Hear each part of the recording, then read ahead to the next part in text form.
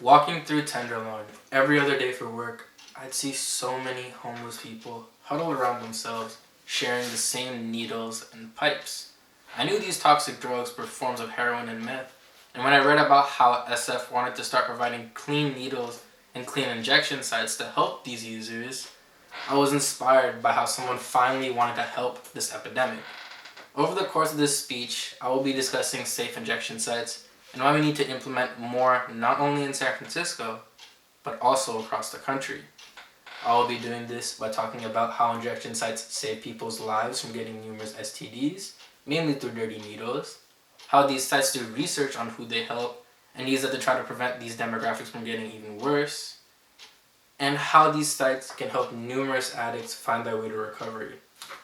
I will now talk about how we can start preventing death by sharing dirty needles.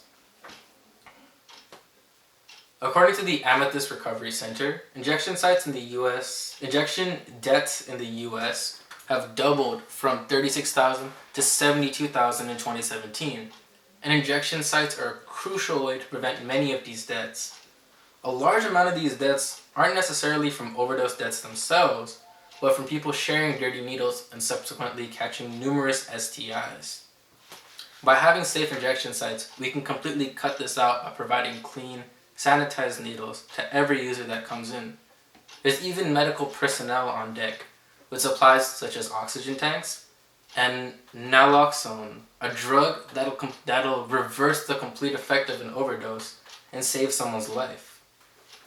As an added bonus, when a trial run of an injection site was committed in SF, it was noted that there were numerous less dirty needles found in alleyways where they were usually frequented. I will now discuss how injection sites can lead to a lot of addicts recovering from addiction. According to City Lab, a mock injection site was set up in SF to trial and test what would happen if such a site was set up, and it had a good turnout with numerous users leaving with pamphlets and other information about how they can quit and where they can go for help. When these sites were initially tested in Vancouver, Canada, they had a significant impact on helping people stop, mainly due to all the staff working with the addicts to not only give them safe needles, but also teach them about where they can go, where they can find more help, and how they can quit.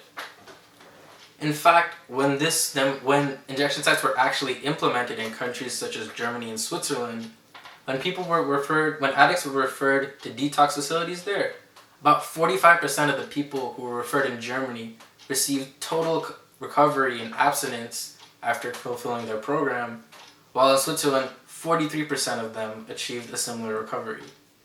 I will now discuss how research is conducted with the help from the users themselves. When users come into facilities for needles, they are often questioned and profiled so that researchers can understand who's using what type of opioid and how and when they started. Research has unfortunately been slow here in SF due to us not having any actual safe injection sites, only trial runs thus far. And due to this, we can't interview as much of the population, which means we can't understand how everyone's getting drugs and how everyone's using them. However, according to the San Francisco Examiner, most of our research concludes that most of the injectors are actually located in Civic Center, and especially around Tenderloin, where people are often seen injecting freely on the streets. While there has been progress on the criminal side, as in taking down drug dealers and getting the drugs themselves off the street, there unfortunately hasn't been enough research done to the people themselves who are using these drugs and how to help them. In conclusion, safe injection sites are now a necessity in our city, as numbers of drug-related overdoses and drug-related deaths are climbing every year. We need injection sites that we can stop people from dying due to using dirty needles carrying STIs.